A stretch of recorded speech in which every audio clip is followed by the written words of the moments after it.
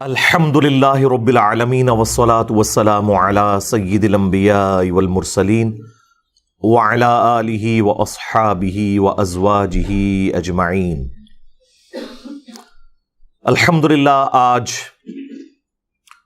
19 مارچ 2023 کو سنڈے کے دن ہمارا یہ پبلک سیشن نمبر 86 منعقد ہونے جا رہے ہیں۔ آپ کے سوالات یہ ریئل ٹائم پرچیوں کی شکل میں میرے پاس آ چکے ہوئے ہیں، انہیں ہم انشاءاللہ بعد میں ڈسکس کریں گے۔ پہلے ایک کریٹیکل ایشو جو بڑے عرصے سے لوگ مختلف اوقات میں پوچھتے رہے تو میں اپنی ویڈیوز ریفر کرتا رہا، تو میں نے ضروری سمجھا کہ میں آج بس مجھے جسٹ تھوڑی دیر پہلے خیال آیا کہ اس کے اوپر تھوڑی گفتگو کر لوں، کیونکہ اس ویک میں تو ایسا کوئی اس طرح کا کرنٹ افیئر نہیں تھا، تو چلیں ہم اس موقع کو غنیمت جانتے ہوئے اس ٹاپک کو بھی ایڈریس کر دیں۔ وہ مدلس کی عن والی روایت کا جو ایشو ہے، دیکھیں علم حدیث ایک بڑا اتھینٹک نالج ہے، بڑی ذمہ داری کے ساتھ محدثین نے اسے اسٹیبلش کیا ہے، اور اسی کی برکات ہیں کہ آج اللہ کے محبوب صلی اللہ علیہ وآلہ وسلم کی تعلیمات بڑی صحیح فارم کے اندر ہم تک پہنچی ہوئی ہیں۔ اللہ کے محبوب صلی اللہ علیہ وآلہ وسلم نے پہلے ہی اس چیز سے خبردار کر دیا تھا کہ احادیث کے معاملے میں جھوٹ بولا جائے گا۔ بخاری اور مسلم دونوں میں یہ حدیث موجود ہے، اور مسلم کی پہلی حدیث ہی یہی ہے سیدنا علی رضی اللہ تعالیٰ عنہ علیہ السلام سے کہ اللہ کے محبوب صلی اللہ علیہ وآلہ وسلم نے فرمایا کہ مجھ پر جھوٹ مت باندھنا، جو شخص مجھ پر جان بوجھ کر جھوٹ باندھے گا، جھوٹی حدیث میری طرف منسوب کرے گا، تو ایسا شخص اپنا مقام دوزخ کی آگ میں دیکھ لے، والعیاذ باللہ تعالی۔ اور یہ ایشو اتنا کریٹیکل ہے کہ ایون میدان جنگ کے موقع کے اوپر بھی جب سیدنا علی رضی اللہ تعالیٰ عنہ ایک حدیث بیان کرنے لگے، بخاری اور مسلم دونوں میں آتا ہے، اپنی فوج کے موریل کو بلند کرنے کے لیے خوارج کے خلاف، تو انہوں نے وہاں پر حدیث بیان کرنے سے پہلے ایک جملہ بولا جو امام بخاری امام مسلم دونوں نے نقل کی ہے۔ سیدنا علی کہتے ہیں کہ میں آسمان سے زمین پر گر پڑوں، مجھے یہ تو گوارا ہے، یعنی اتنی بڑی تکلیف، لیکن مجھے یہ چیز گوارا نہیں کہ میں کوئی ایسی بات اللہ کے محبوب صلی اللہ علیہ وآلہ وسلم کی طرف منسوب کر دوں جو میں نے خود ان سے سن نہ رکھی ہو۔ یعنی آسمان سے زمین پہ گرنے کی جو تکلیف ہے، اس کا جو عذاب ہے، اس سے بڑا عذاب اس شخص کو ہونے والا ہے جو رسول اللہ کی طرف جھوٹی حدیث منسوب کرے گا۔ ظاہر ہے جب نبی علیہ السلام نے فرما دیا اپنا مقام جہنم میں دیکھ لے، اور وہ حدیث بخاری مسلم میں سیدنا علی روایت کر رہے ہیں، تو جہنم میں چلا جانا اس سے بڑا کون سا عذاب ہو سکتا ہے؟ بخاری اور مسلم دونوں میں یہ حدیث موجود ہے کہ جہنم کی آگ جو ہے وہ دنیا کی آگ سے بھی 70 گنا تیز ہے اپنی ہیٹ کی اعتبار سے، اور وہ آگ بھی ایسی ہے جو اندھی آگ ہے، اس میں روشنی کوئی نہیں ہے، کالی ہے، کوئی چیز نظر نہیں آئے گی، والعیاذ باللہ تعالی۔ اللہم اجرنا من النار، آمین۔ تو یہ اگر پورا سینیریو آپ کے سامنے ہو تو آپ کو اندازہ ہوگا کہ یہ حدیث کو اتنی بے احتیاطی کے ساتھ بیان کرنا کہ حدیث تو حدیث ہوتی ہے، اصلی ہو یا جعلی، یہ بڑا خطرناک معاملہ ہے۔ حدیث کا معاملہ کوئی ایسا نہیں ہے کہ کسی بزرگ کی طرف آپ جھوٹا واقعہ منسوب کر دیں تو وہ زیادہ سے زیادہ آپ کے نام اعمال میں جھوٹ لکھا جائے گا، لیکن اگر آپ نے رسول اللہ کے حوالے سے کوئی بات کی صلی اللہ علیہ وآلہ وسلم تو کنفرم جہنم لکھی جائے گی آپ کے لیے۔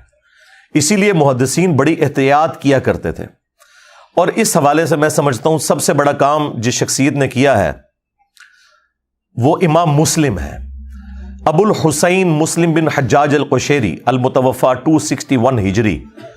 انہوں نے امت پہ یہ احسان کیا کہ یہ جتنے کرٹیکل اصول محدثین تھے وہ انہوں نے حدیث کی کتاب کا حصہ بنا دیے. ویسے آپ اسماء الرجال کے اوپر اگر کتابیں ڈھونڈنے نکلیں تو الگ سے کتابیں آپ کو ملیں گی. اسماء الرجال کا علم یہ ہے کہ جو بھی اس میں مرد یا عورتیں انوالو ہیں حدیث روایت کرنے میں، ان کے متعلق اتھینٹک نالج، تاکہ یہ پتہ چلے کہ اس کی حدیث قبول ہوگی یا نہیں ہوگی. اس علم کو اسماء الرجال کا علم کہا جاتا ہے. امام مسلم نے یہ احسان کیا کہ انہوں نے حدیث کی کتاب کا حصہ اسے بنا دیا. اس اعتبار سے مسلم شریف باقی ساری احادیث کی کتابوں سے منفرد ہے، کیونکہ باقی احادیث کی کتابوں میں جو اس طرح کی باتیں آتی ہیں ان کے اوپر کوئی ورڈکٹ دینے کے لیے ہمیں محدثین کی الگ سے لکھی ہوئی کتابوں کا حوالہ دینا پڑتا ہے.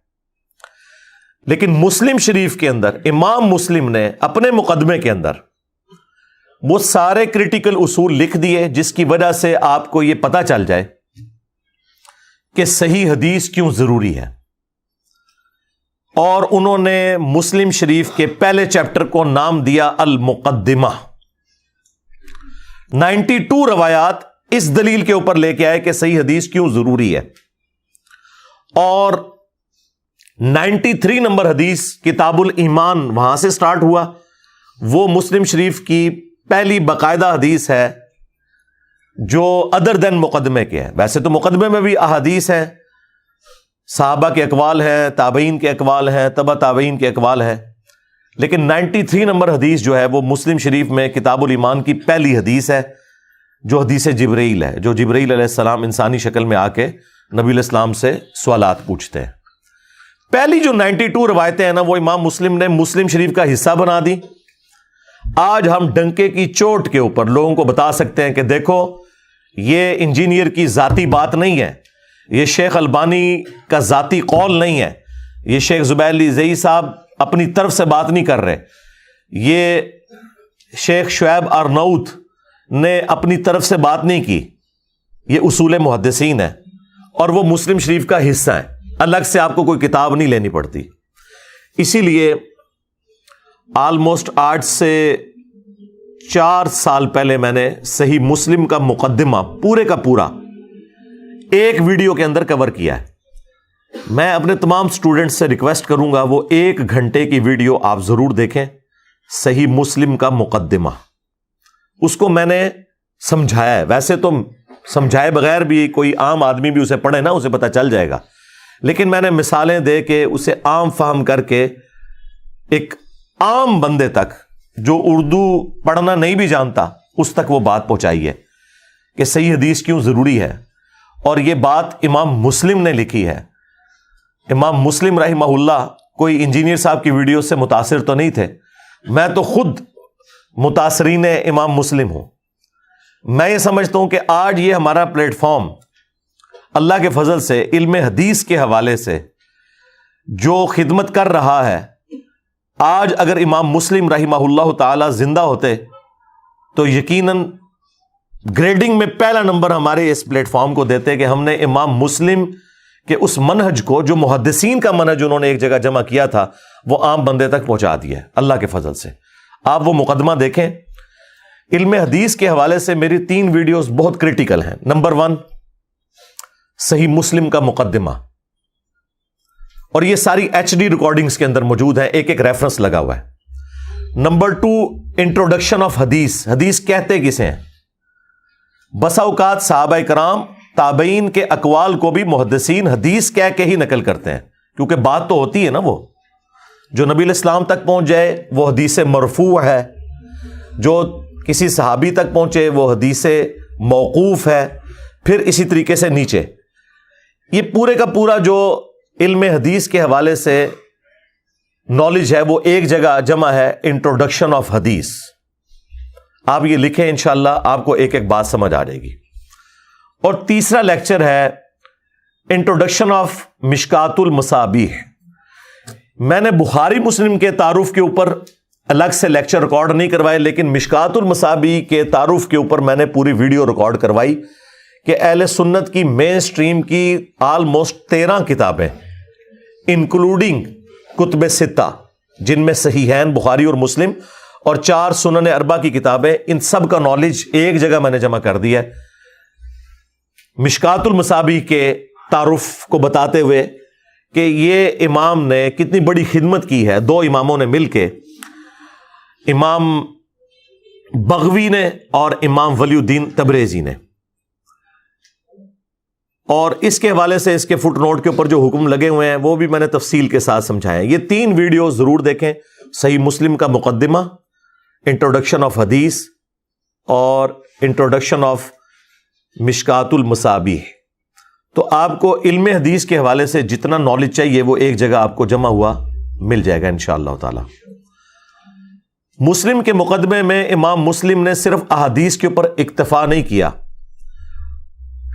صحابہ کرام کے اقوال نقل کیے، تابعین کی آپس میں ڈسکشن نقل کی، جھوٹے راویوں کی جو کارستانیاں ہیں وہ بیان کی، جو راوی مدلسین تھے ان کو ایڈریس کیا، جو ضعیف راوی تھے ان کو ایڈریس کیا، جو اختلاط کا شکار ہو گئے تھے، بڑھاپے میں حافظہ کمزور ہو گیا یا وہ احادیث کو مکس کر جایا کرتے تھے، یہ تمام ٹاپکس انہوں نے تفصیل کے ساتھ ڈسکس کیا۔ اور آپ دیکھیں کہ امام مسلم کی پرائورٹی دیکھیں کہ انہوں نے مسلم کا جو مقدمہ ہے نا اس کا آغاز قرآن کی آیت سے کیا، سورۃ الحجرات، اعوذ باللہ من الشیطان الرجیم، بسم اللہ الرحمن الرحیم، یا ایھا الذین آمنوا، اے ایمان والو، ان جاءکم فاسق بنبأ، اگر تمہارے پاس کوئی فاسق یعنی جھوٹا شخص، اعلانیہ کبیرہ گناہ کرنے والا شخص کوئی خبر لے کر آ جائے، فتبینوا، تو اس کی تحقیق کر لیا کرو، ان تصیبوا قوما بجہالہ، کہیں ایسا نہ ہو کہ تم اپنی اگنورنس کے اندر، جہالت کے اندر کسی قوم کو نقصان پہنچا بیٹھو، فتصبحوا علی ما فعلتم نادمین، اور الٹیمیٹ اس کا انجام یہ ہو کہ بعد میں پھر کفے افسوس ملتے رہو کہ یہ کیا ہوا۔ یہ اسپیسیفکلی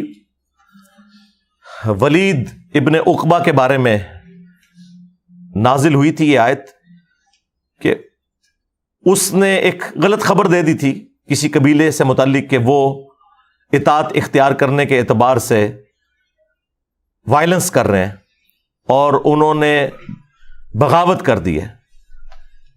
اللہ کے محبوب صلی اللہ علیہ وآلہ وسلم کو اللہ تعالیٰ نے وحی کے ذریعے بتا دیا، ادروائز نبی الاسلام نے تو لشکر روانہ کر دیا تھا۔ تو یہ اسپیسیفکلی اس سے متعلق نازل ہوئی کہ اگر کوئی فاسق خبر لے کر آئے، اور یہ فاسق اسے کہا جا رہا تھا جو صحابی تھا، مسلمان تھا، کلمہ گو تھا، لیکن طلقاء میں سے تھا، فتح مکہ پہ جن لوگوں کو معافیاں دی گئیں ان میں سے ایک تھا یہ۔ اس کا والد بہت خبیث انسان تھا، عقبہ ابن ابی معیط، جس کے بارے میں بخاری مسلم میں آتا ہے کہ اس نے نبی الاسلام کے کندھے پر اور آپ کی گردن مبارک کے اوپر اوجڑی رکھ دی تھی، جو سیدہ فاطمہ سلام اللہ علیہا نے آ کے ہٹائی تھی بعد میں۔ تو اس کے بارے میں یہ آیت نازل ہوئی۔ خیر یہ کوئی سدھرا نہیں ہے، اس کا پھر آگے معاملہ چلتا ہی رہا ہے۔ جز رفع الیدین میں امام بخاری نے اس کے بارے میں نقل کیا ہے کہ یہ اپنی بیوی کو بہت مارتا تھا، نبی الاسلام نے کافی دفعہ سمجھایا، پھر بھی باز نہیں آیا، تو نبی الاسلام نے اپنے دونوں ہاتھ اٹھا کے اس کے لیے بد دعا کی تھی۔ یہ بد دعا ہوا شخص ہے، ٹھیک ہے۔ امام بخاری اس روایت کو جز رفع الیدین میں اس ثبوت میں لے کے آئے کہ ہاتھ اٹھانا جو ہے یہ جائز ہے۔ اچھا، وہ ہاتھ اٹھانے میں رفع الیدین والی روایتیں بھی لے کے آتے ہیں، اور جس موقع پہ نبی علیہ السلام نے کوئی ہاتھ اٹھا کے دعا کی ہے نا اس کو بھی لے کے آئے۔ مثلاً جو مسلم شریف میں اوپر تلے کئی احادیث ہیں کہ بقیع غرقد قبرستان میں نبی علیہ السلام نے ہاتھ اٹھا کے 3 دفعہ دعا کی تھی، جو بقیع کے دفن شدہ لوگ ہیں ان کے لیے۔ تو یہ روایت بھی مسلم شریف والی جز رفع الیدین میں امام بخاری لے کے آئے ہیں ہاتھ اٹھانے کے ثبوت میں۔ رفع الیدین والی تو الگ سے لے کے آئے ہیں، اس طرح ہاتھ اٹھانے والی بھی لے کے آئے ہیں۔ بیسیکلی انہوں نے حنفیوں کا رد کرنا تھا کہ ہاتھ اٹھانا جو ہے نبی الاسلام کی سنت ہے۔ بہرحال یہ جو ولید بن عقبہ ہے اس کے معاملات آگے چلتے رہے ہیں. یہی وہ شخص تھا جس نے مسلم شریف میں تفصیل کے ساتھ آتا ہے اور بخاری میں بھی حضرت عثمان والے چیپٹر میں کہ اس نے فجر کے 4 فرض پڑھا دیے تھے شراب پی کے, اور جب سلام پھیرا تو لوگوں نے کہا یہ کیا کیا, تو اس نے کہا اگر کم پڑھائی ہیں تو میں اور پڑھا دیتا ہوں, حالانکہ پہلے ہی 2 فالتو پڑھائی ہوئی تھی. پھر لوگ قریب آئے, انہوں نے قریب سے سونگا تو پتا چلا کہ اس کے تو منہ سے بدبو آ رہی ہے اس کی شراب کی. تو ظاہر ہے کہ پھر لوگ سیکھ پا ہو گئے, کچھ عرصے سے برداشت کر رہے تھے. حضرت عثمان نے اسے گورنر لگایا ہوا تھا, ان کا یہ رشتے میں بھائی بھی لگتا تھا. تو دیکھیں کہاں تک بات گئی ہے, یعنی اس نے اپنی اصلاح کوئی نہیں کی. حضرت عثمان کا دور آ گیا اور کرتوت اس کے دیکھ لیں, کہاں فتح مکہ پہ مسلمان ہوا اور کہاں یہ چلتے چلتے یہ ساری صورتحال. پھر حضرت عثمان کو لوگوں نے خط لکھا اور کہا کہ یہ اپنا تحفہ واپس لے لیں, ہم نے ابو موسیٰ اشعری کو کوفے کا گورنر لگا دیا ہے. یعنی خلیفۃ المسلمین سے پوچھے بغیر ہی انہوں نے اتنا بڑا ڈیسیژن کیا, یہ اس زمانے میں سوچنا بھی امپاسبل تھا. تو اسی لیے جو تاریخ دان ہیں, محدثین ہیں, وہ کہتے ہیں یہ پہلا موقع تھا جب حضرت عثمان کی رٹ کمزور ہو گئی کہ ان کے گورنر کو لوگوں نے ہٹا کے اپنی مرضی سے گورنر لگا لیا. اب جب وہ یہ واپس پہنچا ادھر مدینہ شریف, تو بخاری میں موجود ہے, مسلم میں ذرا تفصیل کے ساتھ ہے, تو لوگوں نے باتیں کرنی شروع کر دی کہ اے ان تے پر آئے تکاں گے ہونے نو کوڑے لگ دین کے نہیں.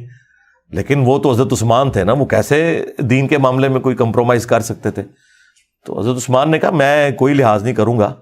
سیدنا علی چونکہ چیف جسٹس تھے اس وقت, تو حضرت علی کو کہا کہ ٹھیک ہے اس کے اوپر جو مقدمہ بنتا ہے وہ کریں اور سزا دیں, اسے کوڑے لگائیں. نبی علیہ السلام تو 40 کوڑے لگوایا کرتے تھے, حضرت ابوبکر بھی 40 لگواتے تھے, لیکن حضرت عمر کے دور میں شراب نوشی عام ہو گئی تھی کیونکہ یاشیاں لگ گئیں, وظیفے ہو گئے, تو پھر لوگ زیادہ شراب پینا شروع ہو گئے. اے بریلوی دیوبندی اہل حدیث شیعہ دی گل نہیں ہو رہی سرکار, اس زمانے دے بہترین مسلمانوں دی گل ہو رہی ہے. تو حضرت عمر نے وہ 80 کوڑے کر دیے کہ 40 نہیں اب میں 80 لگواؤں گا. اور یہ حضرت علی نے ہی مشورہ دیا تھا کہ چونکہ قرآن میں آیا نا کہ جو کسی عورت کے اوپر جھوٹا الزام لگاتا ہے نا تو اسے 80 کوڑے لگائے جائیں گے. اس سے انہوں نے اجتہاد کیا کہ جو شراب کے نشے میں دھت ہوتا ہے وہ پھر لوگوں کے اوپر جھوٹ بکنا شروع کر دیتا ہے, لہٰذا وہ بھی اسی کیٹیگری میں فال کرے گا. اب سیدنا علی سے حضرت عثمان نے کہا کہ ٹھیک ہے آپ اس کے اوپر جاری کریں حد. تو سیدنا علی نے اپنے بیٹے حسن سے کہا کہ حسن اٹھ اور اسے کوڑے لگا. تو حسن ابن علی نے ایک جملہ بولا جو میں سمجھتا ہوں کہ آج تک ہمارے لیے مشعل راہ ہے اس حوالے سے کہ ہر زمانے میں اس طرح کے ایشوز آئیں گے. انہوں نے کہا کہ جو اس کی میٹھی کھاتا ہے وہی اس کی کڑوی بھی چکھے. حالانکہ باپ ہے اتنا عظیم صحابی حضرت علی, بیٹا بھی عظیم جنتی نوجوانوں کا سردار, لیکن اپنے باپ کی بات نہیں مانی اور کہا کہ میں یہ کام نہیں کروں گا. جو اس کی میٹھی کھاتا ہے یعنی حضرت عثمان جو اس کے بینیفیشری ہیں اس حوالے سے کہ یہ ان کا گورنر ہے, تو اب جب اس پہ برا وقت آیا نا تو کڑوی بھی یہی چکھیں. حضرت علی نے اس کے اوپر کوئی ریئیکٹ نہیں کیا, بلکہ اپنے دوسرے بیٹے عبداللہ بن جعفر جو کہ بھتیجا بھی لگتا تھا اور بیٹا بھی, اس لیے کہ حضرت جعفر کی جو وائف تھی اسما بنت امیس, ان کی شہادت کے بعد حضرت ابوبکر نے شادی کر لی تھی ان سے, اور حضرت ابوبکر کی وفات کے بعد اسما بنت امیس سے شادی کر لی تھی حضرت علی نے. اس لیے حضرت علی کے 2 بیٹے بڑے لاڈلے ہیں جو ان کی وائف سے ہیں, ایک عبداللہ بن جعفر اور دوسرے محمد بن ابی بکر. بیٹے حضرت ابوبکر کے ہیں لیکن 5 سال کی عمر میں ان کی کفالت میں آ گئے تھے. تو عبداللہ بن جعفر سے کہا کہ بیٹا اٹھو. تو انہوں نے جب 40 کوڑے لگا لیے تو حضرت علی نے کہا کہ بس. نبی علیہ السلام 40 لگواتے تھے, حضرت ابوبکر 40, حضرت عمر نے 80 کر دیے. مجھے دونوں محبوب ہیں لیکن 40 پہ ہی میں اکتفا کرتا ہوں. ویسے میں ہوتا کہنا حضرت 80 لواؤ انہوں نے. حضرت علی نے وہاں بھی نرمی کا مظاہرہ کیا, اور وہ حضرت حسن اس لیے کہہ رہے تھے کہ یہ بنو امیہ سے ہے, ہم بنو ہاشم سے ہیں, جب کوڑے ہمارے ہاتھوں سے لگیں گے تو ایک نیگیٹو سائیکالوجی ڈیولپ ہو جائے گی ان کے اندر. تو اس لیے انہوں نے انکار کیا. بہرحال یہ مجھے ضمناً یاد آ گیا, یہ الگ سے ایک ٹاپک ہے چونکہ اس کے ساتھ جڑا ہوا تھا. اب بعض لوگوں کو اتنی عقیدت ہے ولید بن عقبہ سے کہ وہ حضرت علی, حضرت حسن, حسین, فاطمہ کا تو دفاع نہیں کرتے لیکن اس کا بڑا دفاع کرتے ہیں. تو اس لیے اس سے متعلق جتنی احادیث میں جو اس کی فضائل آئے تھے وہ میں نے کہا میں ساتھ ساتھ آپ کو بیان کر دوں تاکہ اس کا دفاع کرتے ہیں نا. وہ ایون وہ کہتے ہیں کہ یہ جو آیت کے اندر ہے نا فاسق خبر لے کے آئے تو یہ کوئی اور بندہ تھا, حالانکہ سارے مفسرین اسی کو مینشن کر کے آئے ہیں. تو میں نے کہا اگر نہیں ماننا تو میں تمہیں مسلم شریف سے اس کے فضائل بیان کر دیتا ہوں, میں امام بخاری کی جز رفع الیدین سے بیان کر دیتا ہوں صحیح سند کے ساتھ. وہاں تو تمہیں حنفیوں سے لڑنے کے لیے وہ روایت پیش کرنا پڑتی ہے نا کہ حضور نے ہاتھ اٹھا کے بددعا کی تمہارے اس بزرگ کے لیے جس کا تم دفاع کرتے ہو. تو ظاہر ہے کہ وہ ایک خاندان امیہ کی محبت تو انہیں پلا دی گئی ہے نا, جس طرح بنی اسرائیل کو بچھڑے کی محبت پلا دی گئی تھی. ہاں جو اچھے لوگ ہیں, اب جنگ صفین میں کئی ایسے لوگ ہیں جو بنو امیہ سے ہیں اور حضرت علی کے ساتھی تھے, ظاہر ہے ہم انہیں تو برا نہیں سمجھتے. یا نعوذ باللہ من ذالک حضرت عثمان غنی رضی اللہ تعالیٰ عنہ ہو یا عمر بن عبد العزیز رضی اللہ تعالیٰ عنہ, انہیں تو برا نہیں سمجھتے, نعوذ باللہ. کیوں اپنا ایمان برباد کریں گے؟ اگرچہ نبی الاسلام نے کیٹاگوریکلی کہا ہے. مجھے لوگ کہتے ہیں نا یہ آپ بنو امیہ ذکر کرتے ہیں تو آپ پورے خاندان کو لپیٹے میں لے رہے ہیں, تو نبی الاسلام نے بھی اسی طرح گفتگو کی ہے. المستدرک للحاکم میں موجود ہے, مسند ابی یعلا میں موجود ہے. حضرت ابو ہریرہ کہتے ہیں حضور نے اپنی وفات سے چند دن پہلے خواب دیکھا کہ بنو مروان کے بندر میرے ممبر کے اوپر اچھل کود رہے ہیں. تو حضرت ابو ہریرہ کہتے ہیں پھر حضور اپنی وفات تک مسکرائے نہیں ہیں کھل کے, اس غم کے سبب کہ میری وفات کے بعد بنو مروان کے بندر میرے ممبر کے اوپر آ جائیں گے. اب مجھے بتائیں بنو مروان سارے کا سارے ہی بندر تھا, لیکن حضور نے تو کیٹاگوریکلی کہا, حالانکہ مروان کی اولاد میں بڑے بڑے نیک لوگ ہیں. خود عمر بن عبد العزیز, مروان کے 2 ڈومیننٹ بیٹے تھے, عبد الملک اور عبد العزیز. عبد الملک کے 4 بیٹے خلیفہ بنے ہیں, ولید بن عبد الملک, سلیمان بن عبد الملک, اور بیچ میں عمر بن عبد العزیز آ گئے, اور پھر اس کے بعد یزید بن عبد الملک اور ہشام بن عبد الملک. اور اس کی بیٹی جو تھی فاطمہ بنت عبد الملک, وہ بیوی تھی عمر بن عبد العزیز کی, اور وہ اس وقت مدینے کے گورنر تھے. اور عمر بن عبد العزیز کا نام کیا ہے؟ عمر بن عبد العزیز بن مروان بن حکم. تو بنو مروان میں سے ہیں خود. تو حضور نے کیوں نہیں اس طرح کہہ دیا کہ جی ایکسکلوڈنگ فلاں فلاں, میں تو پھر بھی کہہ دیتا ہوں احتیاطاً. تو وہ امپلائڈ ہوتا ہے اس کے اندر. اگر ہم بنو ہاشم کی تعریف کر رہے ہیں تو اس میں امپلائڈ ہے کہ ابو لہب اس میں شامل نہیں ہے. اب کوئی بیوقوف ہے نا کوئی کہ جی تسی بنو ہاشم دی تعریف کیتی ہے تے وچوں ابو لہب نو کیوں نہیں کڈیا؟ بھئی حضور نے بھی نہیں نکالا ہوا تھا. وہ انڈرسٹوڈ ہوتا ہے. جب نبی علیہ السلام کہہ رہے تھے سب سے بہترین خاندان میں مجھے اللہ نے مبعوث کیا, بخاری مسلم میں جو آتا ہے, تو بنو ہاشم کی جب تعریف کی تو ظاہر ہے جو اس میں کافر ہے وہ تو ایکسکلوڈ کر دے جائیں گے آٹومیٹیکلی, وہ بتانا ضروری نہیں ہوتا. خیر اس طرف واپس آئیں. امام مسلم رحمہ اللہ نے صحابہ کرام کے اقوال, تابعین کے اقوال, تبع تابعین کے اقوال, کئی ایک واقعات اس میں بڑے انٹرسٹنگ نقل کیے مقدمے کے اندر. آپ وہ پڑھیں تو آپ کو اندازہ ہوگا کہ علم حدیث کتنا سینسٹیو ٹاپک ہے. ابن عباس کے پاس کچھ فتوے لائے جاتے ہیں حضرت علی کی شہادت کے بعد, امام مسلم نے یہ مقدمے میں نقل کیا ہے. اب ابن عباس وہ فتوے پڑھتے جا رہے ہیں اور کہہ رہے ہیں اللہ کی قسم علی نے یہ فیصلہ نہیں لکھا, اللہ کی قسم علی نے یوں نہیں کیا ہوگا. اور اینڈ پہ انہوں نے بولا اللہ کی قسم اگر علی نے یہ کیا ہوتا تو علی بھی گمراہ ہو جاتا, یہ تو قرآن و سنت کے خلاف فیصلے ہیں. اور پھر جملہ بولا کہ ان ظالموں نے اتنے قیمتی علم کو ضائع کر دیا. یعنی حضرت علی کی شہادت کے بعد ابن عباس ابھی زندہ ہیں اور ان کی موجودگی میں حضرت علی کی طرف منسوب جو فتوے ہیں ان میں لوگوں نے تبدیلیاں کر دی تھی. یہ امام مسلم لے کے آئے مسلم کے اندر مقدمے میں.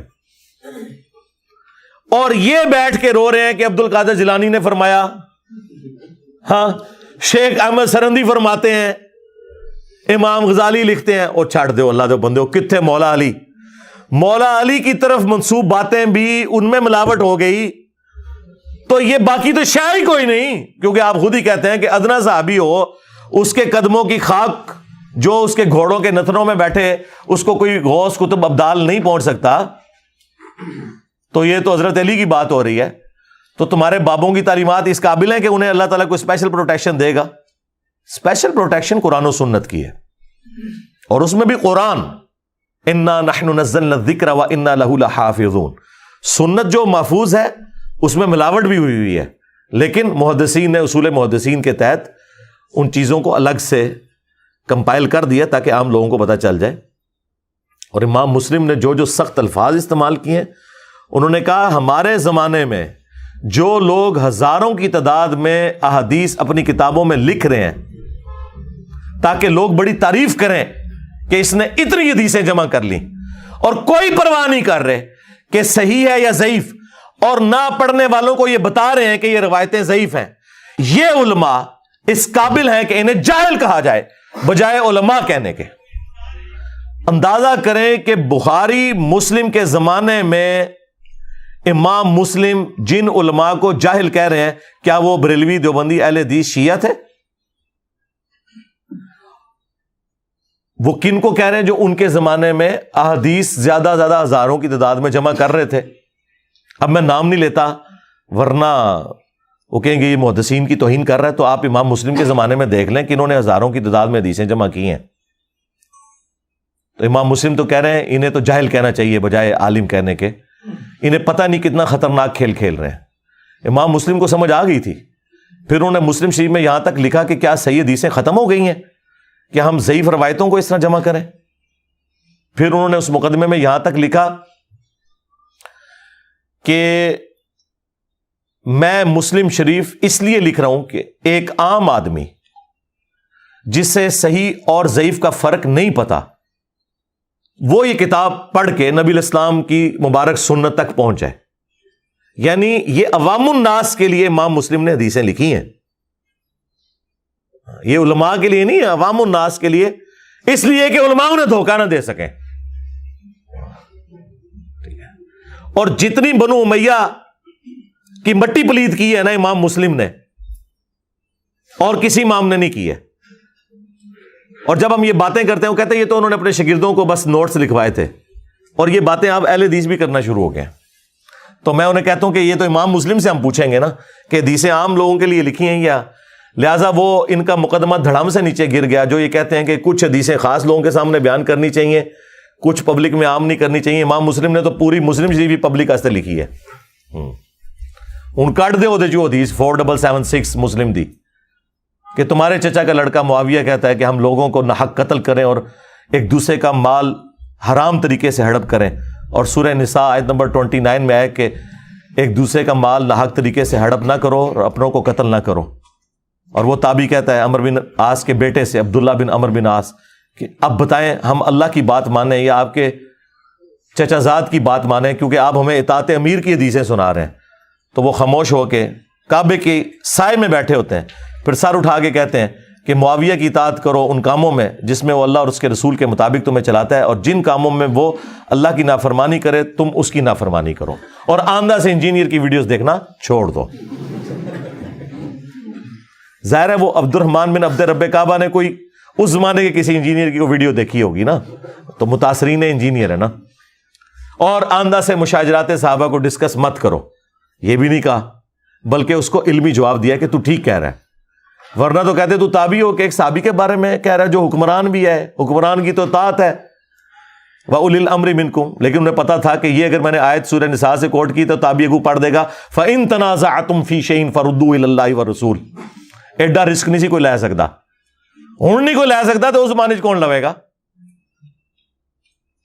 تو یہ آپ نکال دیں، پھر مسلم شریف سے کیسے نکالیں گے؟ یہ عوام کے لیے لکھا ہے امام مسلم نے. ٹھیک ہے. ولید بن عقبہ کے بارے میں جو میں نے آپ کو روایت بیان کی، وہ شراب پینے والی، وہ بھی مسلم شریف میں لکھی ہوئی ہے. علی سے محبت نہیں رکھے گا مگر مؤمن، علی سے بغض نہیں رکھے گا مگر منافق، وہ بھی مسلم شریف میں لکھی ہوئی ہے. ہاں.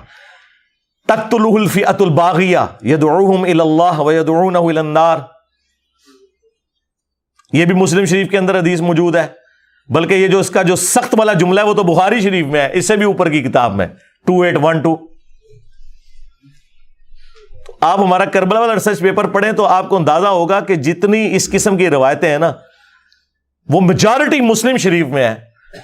جو یہ کہتے ہیں چھپانی چاہیے، اور امام مسلم کہہ رہے ہیں میں عام بندے کو بتا رہا ہوں کہ کیا کام ڈالا ہے. اس لیے تو نجی محفلوں میں کہتے ہیں آخری وقت میں بخاری مسلم بھی شیعہ ہو گئے تھے. نہیں، یہ نہ کہا کرو یار، یہ بدتمیزی ہے. یہ کہا کرو کہ آخری وقت میں بخاری مسلم بھی انجینئر کو سننا شروع ہو گئے تھے، تاکہ لوگ آپ سے پوچھیں کہ اللہ کے بندو انجینئر تو بعد ہی چاہیا یار، انجینئر تو خود متاثرین ہے بخاری مسلم ہے. آپ دیکھیں مجھ پہ علماء کو اتنا غصہ کیوں آتا ہے، تو میں اکیلے میں جب بیٹھ کے سوچتا ہوں نا تو میں کہتا ہوں بالکل ٹھیک آتا ہے، آنا چاہیے. جب آپ پہلوان سے اس کا زور ہی چھین لیں. بریلویوں کا زور یہ تھا کہ باقی سارے گستاخ رسول ہیں، ایک بندہ آ کے ان کی منجی ٹھوک دے یہ بتا کے کہ چشتی رسول اللہ لکھا ہوا ہے، میرا جھنڈا محمد کے جھنڈے سے بڑا ہوگا، تمہارا بایزید یہ کہہ کے گیا. تو مجھے بتائیں بریلوی علماء اور ان کی کٹر پبلک خودکشی نہ کرے تو کیا کرے؟ یا خودکشی کرے یا مجھے گالیاں نکالے. ان کے پلے تو شاہی کوئی نہیں رہی، ایک ہی سودا بیچ رہے تھے، وہ بھی جاندہ رہا. تو منو نہ پٹن، خود سوچیں. چیخیں ان کی بالکل ٹھیک ہے. دیوبندیوں کے پاس یہ ایسٹ تھا حق چار یار کا نعرہ، وہ نعرہ ہی ان کے گلے میں فٹ ہو گیا. ہم کہتے ہیں حق چار یار ہے تو آپ بعد میں کیسے نعرہ لگا سکتے ہیں سیاست معاویہ زندہ باد؟ تم تو خود کہہ رہے ہو حق چار یار. اگر یہ بعد والا بھی ہوتا تو تم حق 5 یار کہہ رہے ہوتے. 4 یار کا مطلب کیا ہے؟ وہ کہتے ہیں بات کو نہیں ہم ڈسکس کر رہے ہیں، اس کو کر رہے ہیں. ہم کہتے ہیں اسی کو کر لو. حق 4 یار کا مطلب ہے کہ حق 4 یار کے جو مخالفین ہیں کہتے ہیں ہاں ہم ان کو نہیں مانتے، ہمیں تو حکم ہے علیکم بسنتی و سنت الخلفاء الراشدین المہدیین. یہ انہوں نے دیوبندیوں نے اپنے جھنڈے کے اوپر لکھا ہوا ہے. تو پھر ہم پوچھتے ہیں کہ بتاؤ پہلے خلیفہ کے مخالفین، ہاں کہتے ہیں جی مرتد، منکرین زکات، ایسی کی تیسی ان کی. دوسرے خلیفہ کے مخالفین کہتے ہیں جی کافر، رومنز اور پرشینز. تیسرے خلیفہ کے مخالفین وہ کہتے ہیں جی بلوائی، حالانکہ اس میں صحابہ بھی تھے، ہاں صلح حدیبیہ کے صحابہ بھی تھے، لیکن بلوائی کہتے ہیں. ہم کہتے ہیں ٹھیک ہے جی ہم آپ کے ساتھ ہیں چونکہ حکم ہی ہے. چوتھے خلیفہ کے مخالفین رضی اللہ عنہ ہیں. یہ حدیث یہاں پہ آ کے رک کیسے گئی؟ آپ کی گاڑی پنکچر کیوں ہو گئی؟ کھوتی کیوں مر گئی تھوڑی؟ ہاں پرانے زمانے میں لوگ گدے پہ سامان کو لے کے جاتے تھے نا، اور جب کسی کی نیت مری ہوئی ہو نا اور اس نے وہ کام نہ کرنا ہو تو کہتا ہے میری گدی بیمار ہے، یہ مر گئی ہے. تو یہ حق 4 یار کا نعرہ خود ان کے گاٹے میں فٹ ہو گیا. تو آپ مجھے گالیاں نہ نکالیں تو کیا کریں؟ کل تک کہتے تھے بریلوی جو ہے وہ کہتے ہیں مردوں سے مانگ سکتے ہو. میں نے کہا کہ تمہارے اشرف علی تھانوی نے نقل کیا کہ قاسم نانوتوی 6 سال بعد مرنے کے قبر سے نکلا، خواب میں نہیں بیداری میں، اور دیوبند کے 2 مولویوں کی صلح کروا کے واپس چلا گیا. اور جس مولوی نے یہ منظر دیکھا سخت سردیوں کے اندر اس کا لحاف جو ہے وہ پسینے سے تر ہو گیا، اور بھی کچھ نکل گیا ہوگا.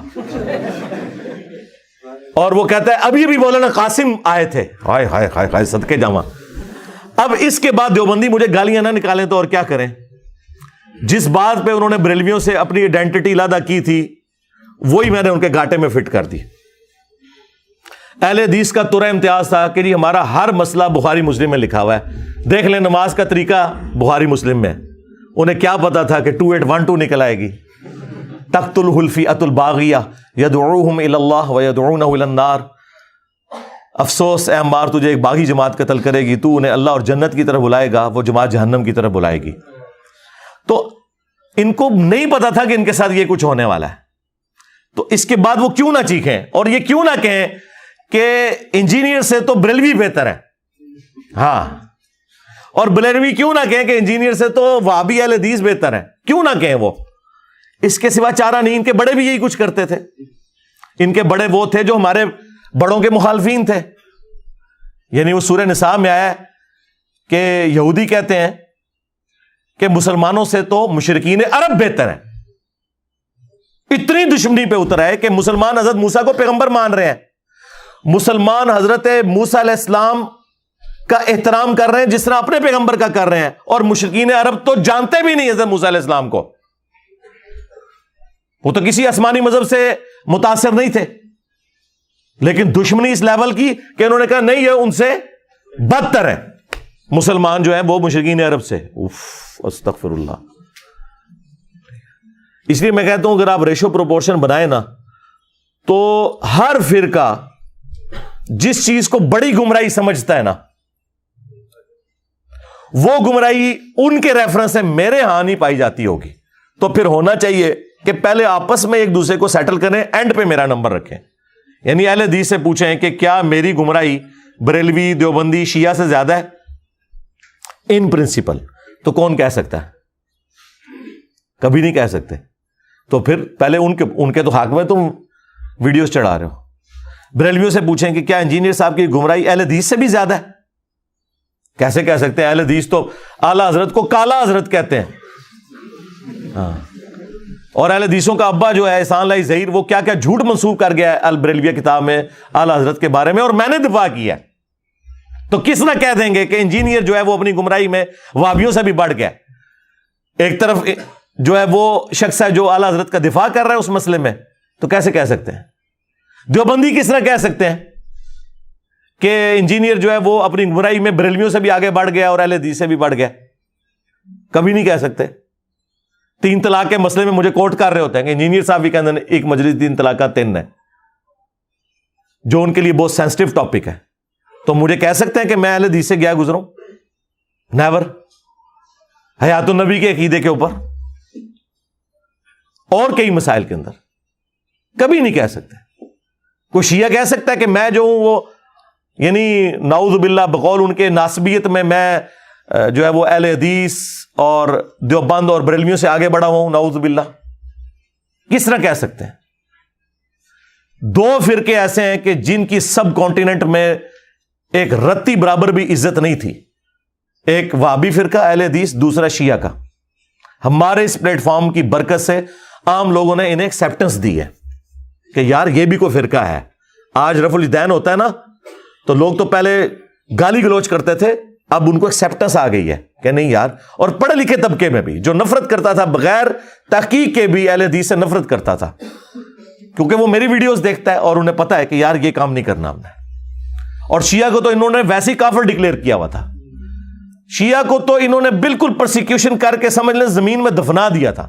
لیکن ہماری ویڈیوز کی برکت سے لوگوں کو پتا چلا ہے کہ یار شیعہ کی ہر بات غلط نہیں ہے, وہ انہوں نے غلوف ضرور کیا ہوا ہے لیکن جو بنیادیں ہیں وہ اہل سنت کی کتابوں میں موجود ہیں. بعد میں شیطان نے انہیں ہائی جیک کر کے تو رافضیت کے راستے کے اوپر چلا دیا. تو ایکسیپٹنس تو ملی ہے نا.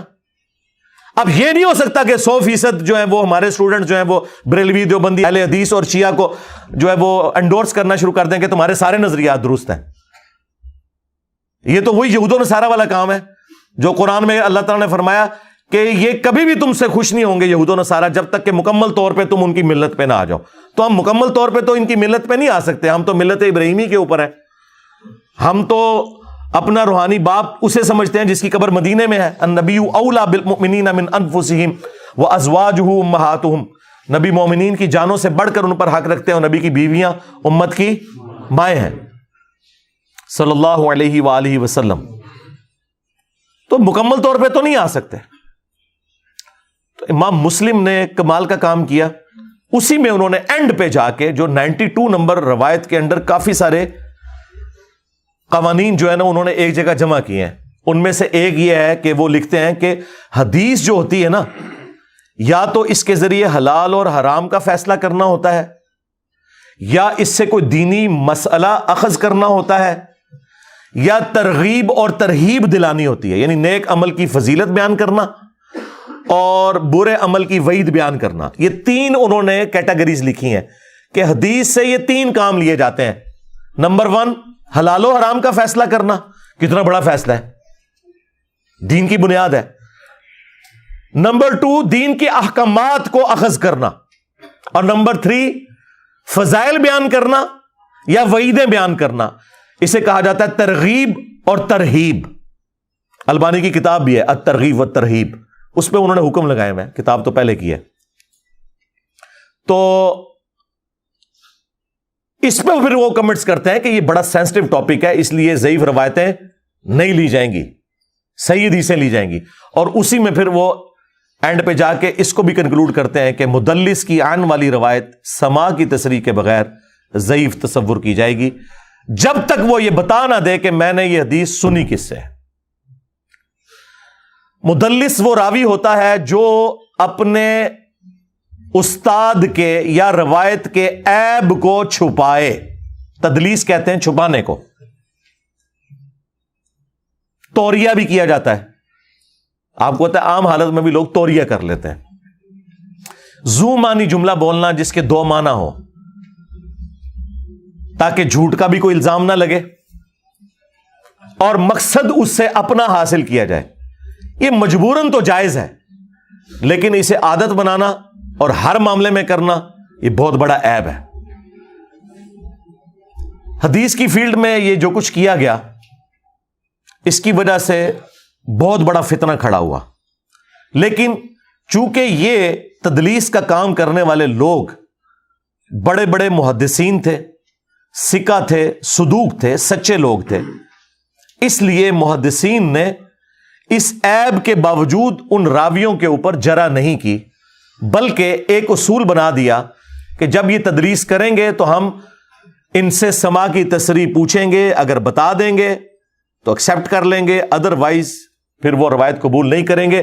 اگر زندگی میں ایک دفعہ بھی کسی نے یہ کام کیا ہے تو اس کی ہر روایت کے اوپر وہ پھر بتائے گا کہ کس سے اس نے سنا، کیونکہ ہمیں تو نہیں پتا، ہمارے پاس کوئی وحی تو نہیں آتی ہے کہ یہ تدلیس کر رہا ہے یا واقعی اس نے حدیث سنی ہے۔ تو اس کے لیے وہ جو ورڈ یوز کرتے تھے نا، وہ عن کرتے تھے، اس لیے کہتے ہیں مدلس کی عن والی روایت، عین اور نون، کہ فلاں سے روایت ہے۔ اب اگر کوئی تابعی کہتا ہے کہ حضرت ابو ہریرہ سے روایت ہے، تو یہ چیز ضروری ہے کہ حضرت ابو ہریرہ رضی اللہ تعالیٰ عنہ سے اس نے سماع کیا ہو۔ اگر وہ مدلس نہیں ہے اور عن سے روایت کر رہا ہے، کوئی مسئلہ نہیں ہے، کیونکہ وہ چھپاتا ہے نہیں ہے، تو یقیناً جب وہ عن کہہ رہا ہے نا، تو یہ الفاظ کا چناؤ اس کا ایسا نہیں ہے جس کی وجہ سے اس کی حدیث ریجیکٹ کر دی جائے، کیونکہ عن کے ساتھ بھی روایت کی جاتی ہے، عن کے ساتھ کی جاتی ہے، سمعت یعنی میں نے اس سے سنا، حدثنا اس نے ہم سے حدیث بیان کی، اخبرنا اس نے ہمیں خبر دی۔ اب یہ جو الفاظ ہیں نا، اس میں تو توریہ نہیں ہو سکتا، تدلیس نہیں ہو سکتی۔ حدثنا اس نے ہم سے حدیث بیان کی، اب ثقہ راوی تو جھوٹ بول ہی نہیں سکتا۔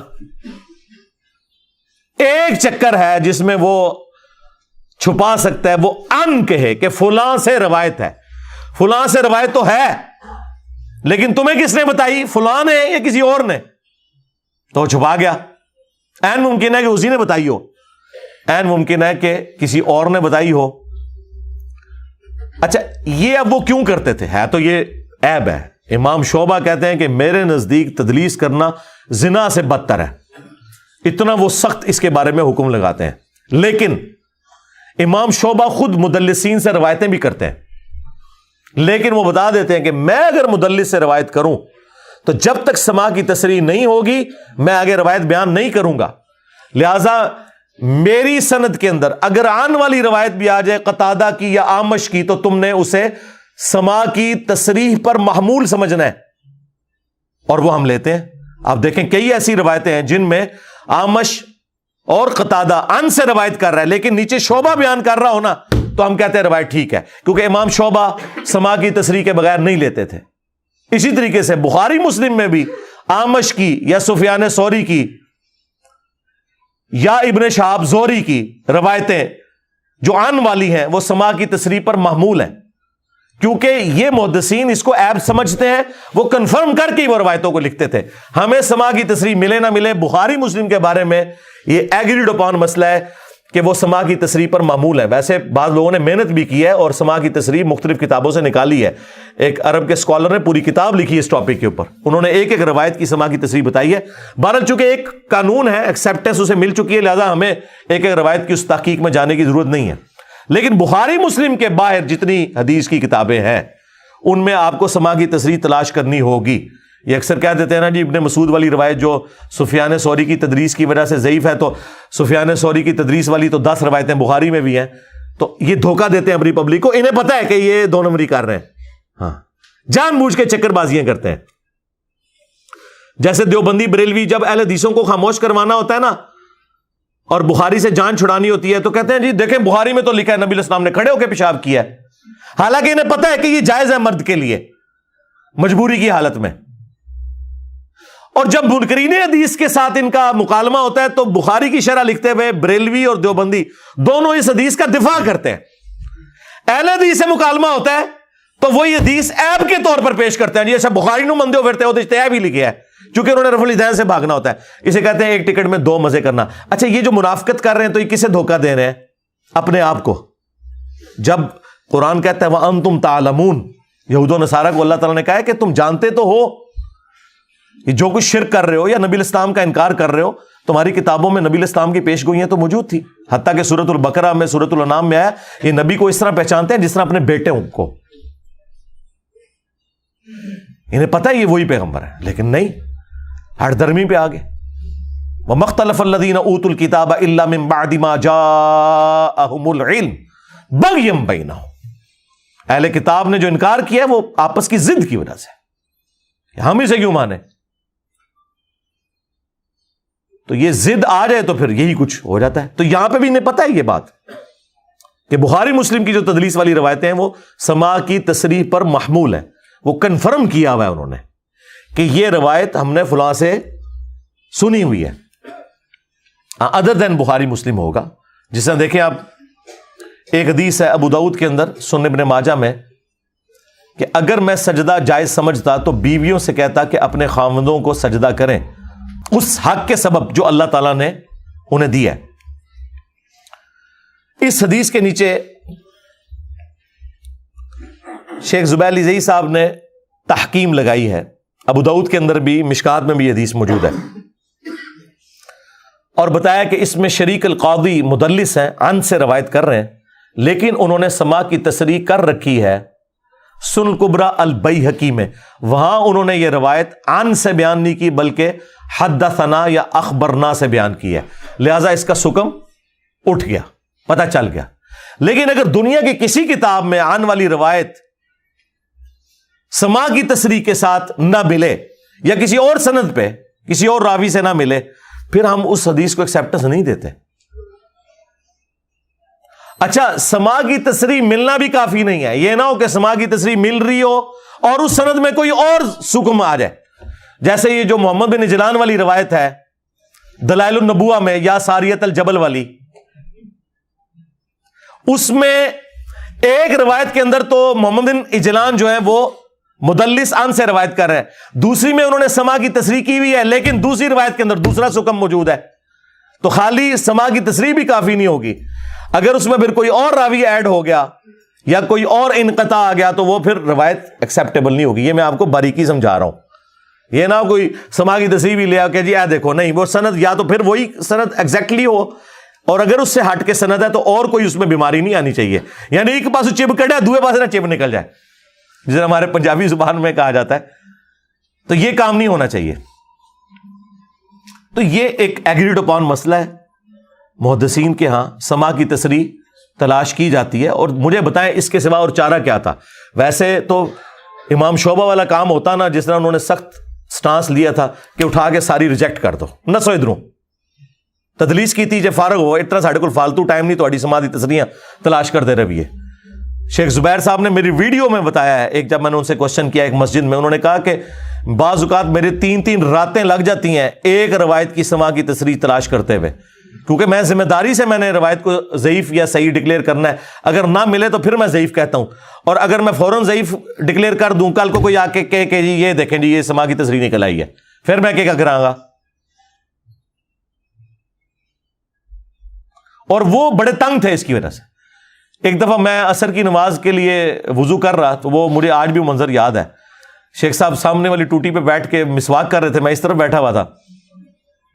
مجھے کہتے ہیں علی بھائی آج مجھے بڑا غصہ آیا ہوا ہے محدثین کے اوپر. میں نے کہا کیوں؟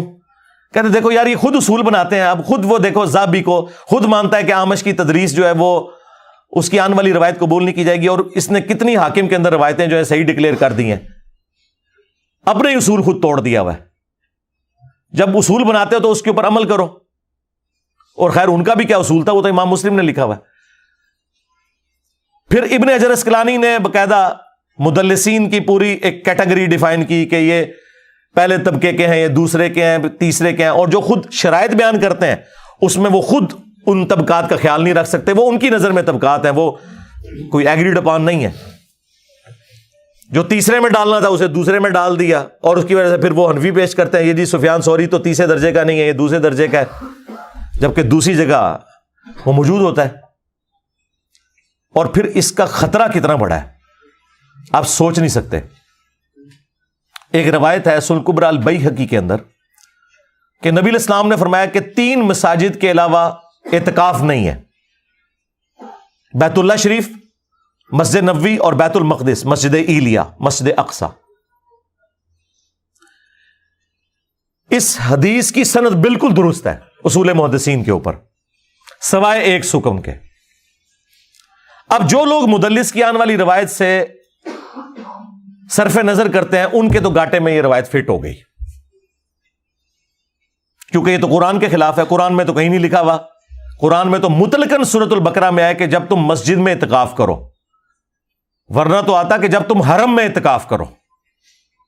تو دنیا کی ہر مسجد میں اعتکاف ہو سکتا ہے، قرآن تو اپنے مقدمے میں واضح ہے، اور پوری امت کا اجماع بھی ہے۔ امام شافعی کا قول ہے کہ اگر کوئی صحیح حدیث بھی اجماع امت کے خلاف ہو، ایکسیپٹیبل نہیں ہوگی، وہ حدیث یا تو منسوخ ہوگی، یعنی وہ پرانا حکم ہوگا، یا پھر کوئی اور اس کے اندر کوئی جرح مفسر پائی جاتی ہوگی، یا کوئی اور ایشو ہوگا، کیونکہ امت پوری کی پوری گمراہ نہیں ہو سکتی۔ پوری امت، ایک فرقہ نہیں سرکار، پوری امت اس بات کو مانتی ہے کہ دنیا کی ہر مسجد میں اعتکاف ہو سکتا ہے، اور یہ نسل در نسل مسلمانوں نے عقیدہ اجماع اور عملی تواتر سے نقل کیا۔ لہٰذا اب مجھے بتائیں اس روایت، اگر یہ روایت صحیح ہے، یہ شیخ البانی کے نزدیک تو روایت صحیح ہے، تو صحیح حدیث کیسے اجماع امت کے خلاف ہو گئی؟ تو شیخ زبیر صاحب نے یہ مثال کوٹ کی۔ اچھا، انہوں نے ایک بڑا اچھا مضمون لکھا ہے، وہ تو میں آپ کو پورا سمجھاؤں تو یہاں 10 گھنٹے چاہیے، 40 صفحوں کا مضمون ہے وہ، مقالات کی پہلی جلد کے اندر۔ اگر کسی کو شوق ہے نا تدلیس کو سمجھنے کا، تو یہ تو میں ابھی صرف ایک جو عام لیول کی چیزیں وہ آپ کو بتا رہا ہوں، وہ آپ پورا مضمون پڑھیں، مقالات کی پہلی جلد۔ شیخ زبیر رضوی صاحب کے جو مختلف مضامین تھے رسالوں میں جو چھپے تھے، وہ بعد میں مقالات کی 6 جلدیں آ چکی ہیں، ان میں پہلی جلد میں یہ 40 صفحوں کا پورا ایک مضمون ہے۔ تو اب اس روایت سے کیسے جان چھڑائیں گے؟ تو شیخ زبیر صاحب کہتے ہیں میرے نزدیک تو یہ روایت اصول محدثین پہ ضعیف ہے، کیونکہ امام مسلم نے لکھا ہے مدلس کی آنے والی روایت سما کی تصریح کے بغیر ضعیف تصور ہوگی، تو اس میں سفیان بن عیینہ مدلس ہے، عن سے روایت کر رہے ہیں، سما کی تصریح ڈھونڈے نہیں ملتی۔ تو اس طرح کی پھکیاں شیخ زبیر صاحب نے اپنے بعض استادوں کو دیں جو اس وقت تھوڑا اس معاملے میں کمزوری دکھاتے تھے، کہ پھر ان روایتوں کو صحیح مانو، تو یا پھر اس اصول کو مانو جو محدثین کے ہاں اسٹیبلش ہے۔ اچھا، تدلیس کے حوالے سے ایک اور بڑی حیران کن مثال ہے، مسند احمد کے اندر حدیث موجود ہے، مشکات المصابیح کے اندر بھی موجود ہے، اور امام بخاری نے الادب المفرد کے اندر بھی یہ حدیث نقل کیا۔ اب یہ اصول محدثین پر صرف تدلیس کے ایشو کی وجہ سے ضعیف ہے، کہ نبی صلی اللہ علیہ وآلہ وسلم نے فرمایا جو شخص اپنے جاہلی نسب کے اوپر فخر کرے اسے کہو کہ اپنے باپ کی شرمگاہ کاٹ کے اپنے منہ میں رکھ لے، اور یہ بات کنائے سے نہ کرو، ڈائریکٹ اسے کہو۔ اب یہ اتنی حیا سوز بات رسول اللہ کی زبان پہ نہیں آ سکتی صلی اللہ علیہ وآلہ وسلم۔ اس حدیث کی سرد میں حسن بصری مدلس ہے اور عن سے روایت کر رہے ہیں، اور سما کی تصریح نہیں ہے، اگرچہ وہ محدثین جو کہ اس تدلیس سے صرف نظر کرتے ہیں وہ اس حدیث کو صحیح مانتے ہیں، لیکن جب ہم ان پر اعتراض کرتے ہیں کہ اس کا جواب دو، یہ اتنی گستاخانہ بات ہے، تو جواب ان کے پاس کوئی نہیں ہے۔ وہ کہتے ہیں جب اصول پہ ٹھیک ہے تو اب اس کی ہم تعویل کچھ بیان کریں گے، وہ ہوتی کوئی نہیں۔ لیکن ہم لوگ سیف سائڈ پہ ہیں۔ حسن بصری جو خیر التابعین میں سے ہے، خیر التابعین 4 بندے ہیں ٹاپ آف لسٹ، اویس کرنی، حسن بصری، سعید ابن مسیب، سعید ابن جبیر، یا اس کے بعد محمد بن سیرین کہہ لیں، ان میں سے ایک بندہ ٹاپ پہ، اور یہ وہ تابعی ہے جس سے صحابہ نے حدیثیں روایت کی ہوئی ہیں، یعنی انہوں نے کسی صحابی سے سنی اور کسی اور صحابی نے ان سے سن کے وہ حدیث بیان کی. یہ اتنے جلیل القدر تابعی ہیں, حضرت عمر کے دور کے اندر پیدا ہوئے ہیں, سینئر تابعین میں سے. وہ بھی اگر تدلیس کریں ان کی روایت ریجیکٹڈ ہے کیونکہ قرآن کے خلاف ہے. وَإِنَّكَ لَعَلَىٰ خُلُقٍ عَظِيمٍ, نبی علیہ السلام اخلاق کے بلند ترین درجے کے اوپر فائز ہیں. اور بخاری مسلم میں حدیث ہے, نبی صلی اللہ علیہ وآلہ وسلم میں کنواری لڑکیوں سے زیادہ شرم و حیا تھی.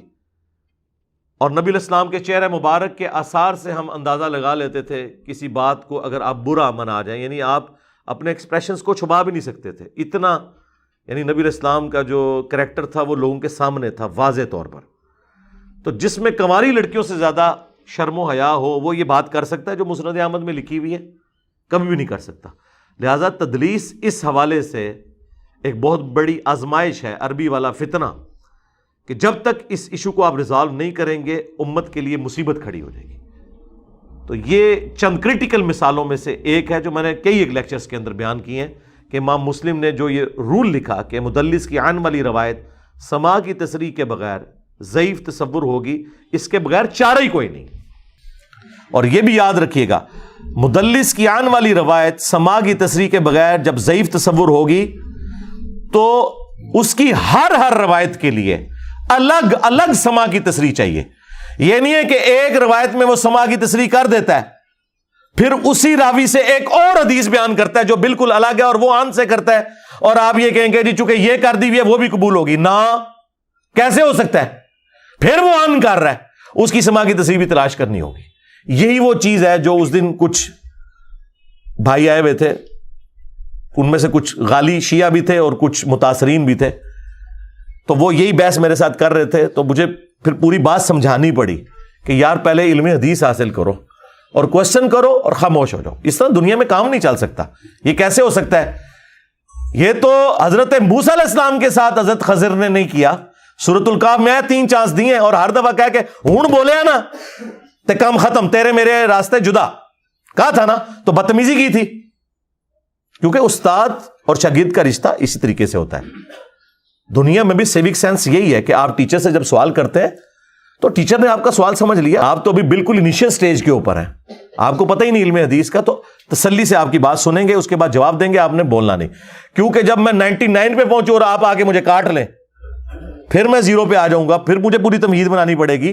کیونکہ ایک بات سٹارٹ ہوتی ہے اور اینڈ ہوتی ہے, بیچ میں آگے کو لچ تلے پھر وہ پورا ٹیمپو ٹوٹ جاتا ہے, جو پہلے سمجھایا ہوتا ہے پھر دوبارہ سمجھانا پڑتا ہے. تو اصول یہی ہے, اس لیے میں نے انہیں 4 دفعہ چانس دیے. حضرت خضر علیہ السلام نے تو 3 چانس دیے تھے حضرت موسیٰ کو, میں نے 4 دیے. پھر میں نے انہیں کہا تھا کہ بھائی اگر اس طرح کرو گے پھر میں آپ کو یہاں سے نکال دوں گا. یہ نہیں کہ کوئی دھکے ماروں گا, ظاہر ہے اس سے پہلے انہیں سموسے چائے کھلا چکے ہیں, سارا کچھ ہو چکا ہے. اب میں نے سوچا اس سے بہتر جملہ بولوں, اگرچہ یہ میری اپنی اختراع ہوگی, دنیا میں تو یہ نہیں چلتا, دنیا میں تو ٹیچر ہی اسٹوڈنٹ کو نکالتا ہے.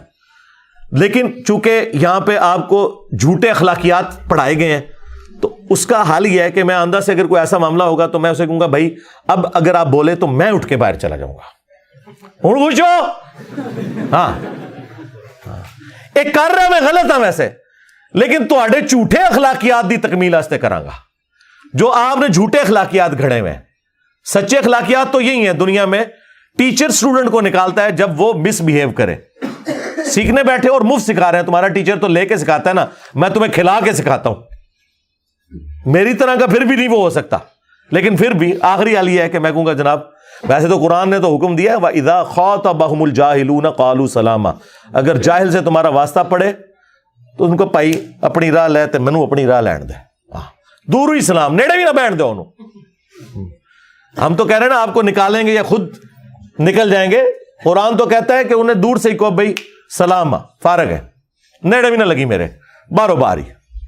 تو یہ غیر اخلاقی تعلیم ہے جو قرآن سکھا رہا ہے. مجھے نہیں سمجھ آتا کہ ہمارے جاہل اسٹوڈنٹ اس قسم کے جو جی علی بھائی سے اختلاف ہے, یہ رکھ کوئی تو شوق ہے اختلاف کرنے کا, وہ کوئی گال ہوئے تھے اختلاف کرو نا. پہلے سیکھیں کہ کیا سویلائز دنیا کے اندر ہوتا ہے, اسلام کے اخلاقیات کیا ہیں. آپ کے اخلاقیات تو یہ ہیں کہ ایک بندہ اگر دروازے پہ آگے کھڑا ہو گیا ہے تو آپ اسے یہ نہیں کہہ سکتے کہ میں آپ سے نہیں ملنا چاہتا, آپ واپس چلے جائیں. کہ کتنا بدتمیز ہے, بوئے دے آیا بندہ واپس کر دیا. اسلام اس سے بھی آگے بد اخلاقی آپ کو سکھاتا ہے، جو آج کی اس سو کالڈ دنیا میں آپ کو بد اخلاقی بتائی گئی ہے کہ آپ جواب دینے کے بھی پابند نہیں ہے۔ اسلام کہتا ہے 3 بار کھٹکھٹایا، جواب ملے تو ٹھیک، جواب نہ ملے واپس چلے جاؤ اور اس بات کا برا بھی نہ مانو۔ یعنی میں پابند نہیں ہوں کہ میرے دروازے پہ آ کے کوئی دستک دے رہا ہے میں اسے جواب بھی دوں۔ کتنی بد اخلاقی ہے۔ آپ تو کہنے یار ایک بوڑھے تے آیا یار چل جھوٹی موٹھی انہوں طریقے نال ہی کہہ دے۔ یہ ہماری دنیا ہے۔ جس طرح ہماری دنیا میں اخلاقیات یہ ہیں کہ نبی الاسلام اس طرح بولتے تھے جس طرح طارق جمیل صاحب بولتے ہیں یا غامدی صاحب، ہاں، لیکن نبی الاسلام اس طرح نہیں بولتے تھے۔ صحیح مسلم اٹھا کے دیکھیں 2005 نمبر حدیث ہے کہ نبی الاسلام جب ممبر پر چڑھتے، ایک تو آپ کا خطبہ کھڑے ہو کے ہوتا تھا، کھڑے ہو کے بندہ ویسے ہی پرجوش ہوتا ہے، تو آپ علیہ السلام کی آواز بلند ہو جاتی، غصے میں اضافہ ہو جاتا، آنکھیں سرخ ہو جاتی۔ 3 جملے جابر بن عبداللہ نے بیان کیے ہیں ہر خطبے کے اندر، جیسے کوئی جرنیل اپنی فوج کو تیار کر رہا ہو، میدان جنگ کے لیے نہیں، آخرت کا خوف دلانے کے لیے۔ آخرت کا خوف دلانے کے لیے یہ نہیں کہا جاتا کہ بھائی مرنے سے پہلے تیاری کر لیں، اللہ تعالیٰ آپ سے پوچھے گا، نہیں نہیں نہیں۔ آخرت کا جب خوف آپ نے دلانا ہے تو پھر اس سٹائل میں دلانا ہے جس طرح ڈاکٹر سرار صاحب دلایا کرتے تھے، ہاں، اس سٹائل میں نہیں کہ جو یہ اس طرح کا سٹائل ہے، کیونکہ وہ تذکیر تو ہوتی نہیں اس طریقے سے۔ پھر تو آپ کو نبی الاسلام کے اخلاقیات بھی غلط بتائے گئے۔ ہاں، آپس میں جب آپ بیٹھے میں کھانے پینے کی ٹیبل کے اوپر یا ویسے گپ شپ میں، اس میں تو ظاہر ہے بالکل ڈیفرنٹ معاملہ ہوگا۔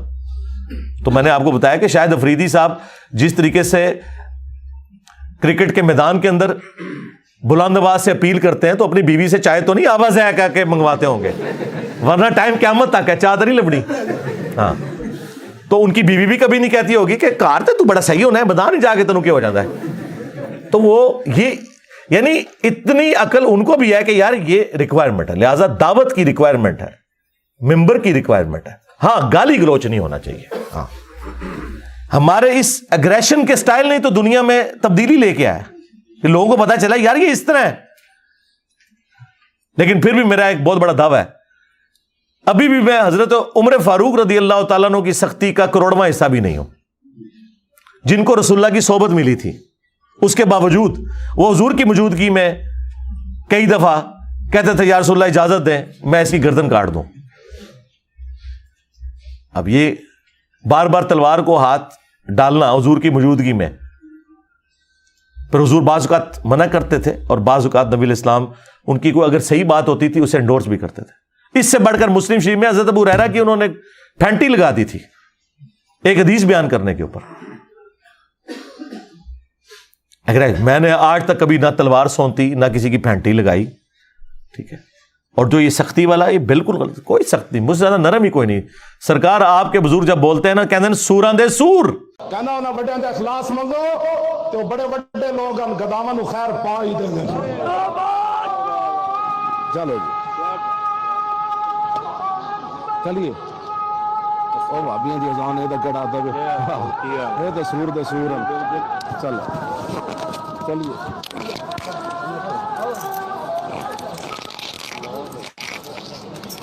ہاں، آپ کے بزرگ جب بولتے ہیں تو اسام الارمین میں لکھتے ہیں کہ تمام دیوبندی مرتد اور ان کے علماء کے کفر میں شک کرنے والا بھی کافر۔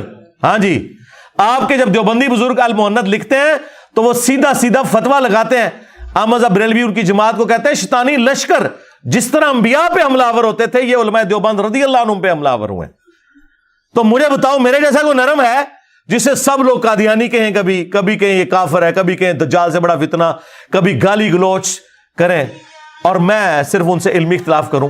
آپ جو مرضی کر لیں، جو آپ کے فرقوں کے ساتھ نقصان ہوا ہے وہ تو آپ کے بزرگوں کی تعلیمات کی وجہ سے ہوا ہے نا۔ میں نے تو نہیں، مطلب المہند یا اسام الارمین میں نے کسی غار یا کنویں سے تو نکال کے پبلک میں آگ نہیں نہ لگائی، یہ تو آپ پرنٹ کر رہے تھے نا، یہ تو آپ کی اپنی کتابیں تھیں۔ آج آپ انہیں آگ لگا دیں اور اعلان برات کر دیں، میں اپنی ویڈیوز بھی ڈیلیٹ کر دوں گا، لے قیامت تک کے لیے آفر ہے۔ لیکن مننا جو ساڑھے بزرگوں نے غلط کام پایا ہے۔ میں نے نہیں اعلیٰ حضرت سے کہا کہ احکام شریعت میں لکھیں کہ جو وہابی ہیں، دیوبندی، اہل حدیث، شیعہ اور ایون قادیانی کافروں کو بیچ میں ڈال کے کہہ رہے ہیں یہ 1,00,000 دفعہ بھی اللہ کا نام لیں ذبیحہ مردار رہے گا اور یہود و نصارہ کا ذبیحہ جو ہے وہ حلال ہے.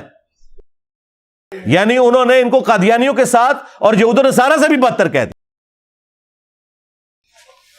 قادیانیوں کے صف میں تو وہ شمار کر کے گئے ہیں آپ کو. اچھا انہوں نے لگتا ہے اتو ہی عادت پئی ہے. انہوں نے اعلیٰ حضرت نے قادیانیاں اور کیا بدتر تھے منو انہوں نے وہی گال کرنی شروع کر دی تھی. یہ اپنے بزرگوں کو یہ کچھ سیکھا جائے. میرا دعویٰ ہے کہ جن ٹاپکس پہ میں بول رہا ہوں مجھ سے زیادہ نرم بندہ ہی کوئی نہیں ہے پلانٹ ارتھ کے اوپر ان ٹاپکس پہ بولنے والا. کہ اینڈ پہ میں آپ کو کہوں کہ چندے انہیں دو، نمازیں ان کے پیچھے پڑھو، علیحدگی نہیں اختیار کرنی، گالی گلوچ نہیں کرنا، صرف علمی اختلاف کرنا ہے. اور اپنی بھی کوئی چندہ بک نہیں بنائی کہ چلو ان کا چندہ ادھر گھیر کے لے آؤں. نہ ایسا بھی کوئی نہیں ہے. تو ہمسا ہو تو سامنے آئے. تو یہ ساری چیزیں میں اس لیے سمجھا رہا ہوں تاکہ آپ کو اوور آل پوری پکچر کلیئر ہو کہ بڑی ذمہ داری کے ساتھ یہ پلیٹ فارم اپنی دعوت حق جو رسول اللہ کی دعوت حق ہے صلی اللہ علیہ وآلہ وسلم وہ پبلک تک پہنچا رہا ہے. تو یہ جو اصول محدثین ہیں یہ میرے اپنے گھڑے ہوئے نہیں ہیں بلکہ یہ محدثین کے ہاں پائے جاتے ہیں. یہ میں نے کوئی گھر بیٹھ کے نہیں بنا لیے کہ مدلس کی آنے والی روایت سما کی تصریح کے بغیر ضعیف ہوتی ہے. تو وہ جو بھائی آئے تھے ان کو یہی سمجھائی تھی کہ آپ جو ابو داؤد سے روایت پیش کر رہے تھے کہ رکین سے جو ہے وہ سما ثابت ہے شریک القادی کی، تو وہ اس روایت کے لیے ہے. اور وہ بھی اس کے فٹ نوٹ پہ شیخ زبیر صاحب نے لکھا ہے یہاں پہ بھی ان سے ہے لیکن یہی روایت جو ہے وہ دوسری کتابوں کے اندر سما کی تصریح کے ساتھ ہے، اس لیے میں اسے صحیح قرار دے رہا ہوں.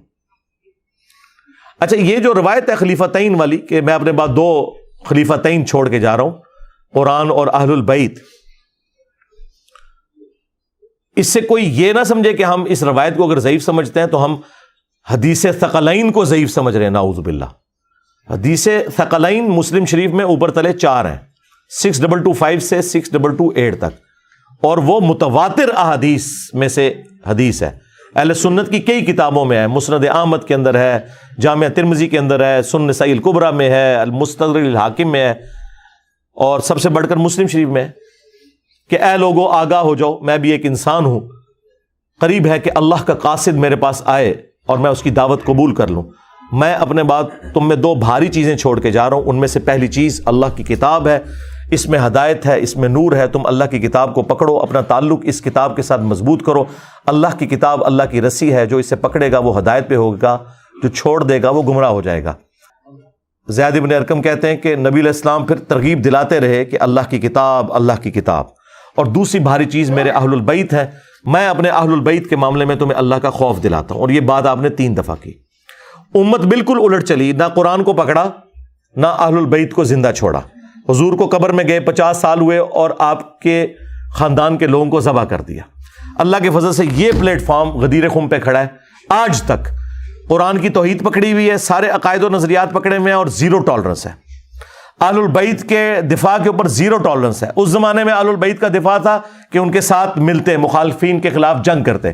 اور آج اہل البیت کا دفاع یہ ہے کہ اہل البیت کے دشمنوں کو بے نقاب کرنا اور ان کے دشمنوں کا دفاع کرنے والوں کی علمی کمزوریاں پبلک کے اوپر ہائی لائٹ کر کے اہل البیت کا صحیح جو مقام ہے لوگوں کے سامنے ظاہر کرنا. تو اللہ کے فضل سے ہم کھڑے میں. تو ان معنوں میں اگر حدیث ثقلین یعنی 2 بھاری چیزیں، ثقلین کہتے ہیں 2 بھاری چیزوں کو، ان معنوں میں اگر کوئی خلیفتین بھی کہتا ہے قرآن کو اور اہل البیت کو تو ہمیں کوئی حرج نہیں ہے. لیکن اگر خلیفتین ان معنوں میں کہہ رہا ہے کہ وصی رسول یا کوئی عقیدہ امامت تو بالکل فراڈ ہے. اس کی وجہ یہ ہے کہ اگر یہ چیز ہے تو بھائی آپ جن اماموں کو کلیم کر رہے ہو ان اماموں کو تو ہم بھی اپنا امام مانتے ہیں، لیکن ان میں جو آپ کے آخری امام ہیں وہ تو 1200 سال سے غیابت میں گئے ہوئے ہیں، ان سے تو کوئی ہماری کمیونیکیشن بھی نہیں ہو سکتی. تو جو امام 1200 سال سے اپنے ماننے والوں کو گائیڈ لائنز ہی پرووائڈ نہ کر سکے تو وہ امام کیسا نہیں جی، وہ تو اب غیابت میں جب نکلیں گے ہم نے قرآن و سنت سے احکامات لینے ہیں. تو یہی تو آپ کو سمجھا رہے ہیں کہ امام ایکسپرٹس ہوتے تھے. اس کا یہ مطلب نہیں کہ انہوں نے کوئی اپنی طرف سے کوئی ڈیوائن علم آپ کو سکھانا ہے جو موجود نہیں ہے. تو یہ اتنا غلوف کرنا اس معاملے میں اللہ سے ڈر جائیں. یہ تو مسئلہ حل ہو چکا. 8 سے 1200 سال پہلے تو شاید 2 رائے ہوتی، لیکن آج 1200 سال سے سارے لوگ بغیر امام کے بیٹھے ہوئے ہیں. تو اگر اس سے مراد یہ تھا کہ وہ قیامت تک کے لیے خلیفہ ہیں تو کدھر ہے پھر اس وقت؟ کمیونیکیٹ بھی نہیں کر رہے. ہاں ہم کہتے ہیں نا خلیفہ حضور کا جو ہے نہ حضرت ابوبکر ہے نہ حضرت علی ہے، یہ قرآن ہے. حضرت ابوبکر، عمر، عثمان و علی یہ نبی الاسلام کے پولیٹیکل خلیفہ ہیں، اس حوالے سے کہ آپ کی مسند پہ آ کے بیٹھے، صحابہ کے اجماع سے ان کو چنا گیا. اور روحانی خلیفہ بھی اس اعتبار سے کہ وہ دین سکھایا کرتے تھے. یہ وصی نہیں ہے کہ نبی الاسلام نے وصیت کی ہو کہ قیامت تک کے لیے اب یہ رہیں گے. ظاہر سب کے سب فوت ہو چکے ہیں. 2 سال کے بعد حضرت ابوبکر فوت ہو گئے، آلموسٹ 2.25 سال کے بعد، اور 12 سال کے بعد حضرت عمر شہید ہو گئے، 25 سال کے بعد سیدنا عثمان شہید ہو گئے، 30 سال کے بعد سیدنا علی شہید ہو گئے، خلافت راشدہ ختم ہو گئی. آج آخری صحابی کو فوت ہوئے بھی آلموسٹ آپ سمجھ لیں 1350 سال ہو چکے ہیں. ابو طفیل عامر بن واثلہ 110 ہجری میں فوت ہوئے، آج 1444 ہجری چل رہا ہے. تو نبی الاسلام اگر فوت شدگان کے حوالے ہمیں کر کے جا رہے تھے تو فائدہ کیا؟ جو نبی الاسلام کا سٹیٹس ہے نا آج کی ڈیٹ میں کہ اللہ کی جنتوں میں جا چکے ہیں، وہی خلفائے راشدین کا ہے. نہ ہم علم جو ہے خلفائے راشدین سے حاصل کر سکتے ہیں نہ نبی الاسلام سے. ہاں ان کی تعلیمات محفوظ ہیں کتابوں کی شکل میں، یہی تو آپ کو بتا رہے ہیں. علماء کا کام یہ ہے کہ وہ آسمان سے نازل کردہ وحی کی تعلیمات پبلک تک پہنچائیں. رہا اجتہاد جدید مسائل میں تو سرکار وہ تو آج سے 100 سال پہلے لوگوں کا اجتہاد بھی آج کے لیے کافی نہیں، 1200 سال تو چھوڑ دیں. وہ ہر زمانے میں قرآن و سنت کی تعلیمات کی روشنی میں جو جدید مسائل آئیں گے اس کے اوپر اجتہاد کریں. وہ تو کوئی ایسی چیز نہیں ہے جس کے اوپر کوئی ایک دوسرے کے خلاف مصیبت کھڑی کرے. بیسک چیز تو اصولی جو ہے وہ تو عقائد ہے.